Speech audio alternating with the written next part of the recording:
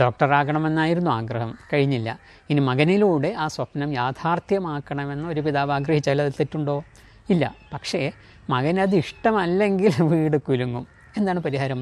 ഒരു എക്സ്പേർട്ടിനെ സമീപിച്ച് അദ്ദേഹം നിർദ്ദേശിക്കുകയാണെങ്കിൽ ഒരു ആപ്റ്റിറ്റ്യൂഡ് ടെസ്റ്റ് കൂടി നടത്തി മകന് ഏറ്റവും അനുയോജ്യമായ മേഖലയിൽ പഠനം നടത്താൻ സ്വാതന്ത്ര്യവും സൗകര്യവും സപ്പോർട്ടും നൽകുക.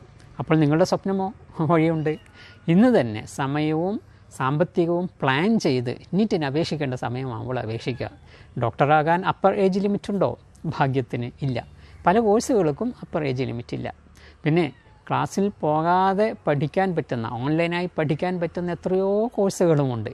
അതുകൊണ്ട് പേരൻസ് അവരുടെ സ്വപ്നത്തിൻ്റെ പിന്നാലെ ഓടുക, മക്കളെ അവരുടെ സ്വപ്നത്തിൻ്റെ പിന്നാലെ ഓടുവാൻ വിടുക.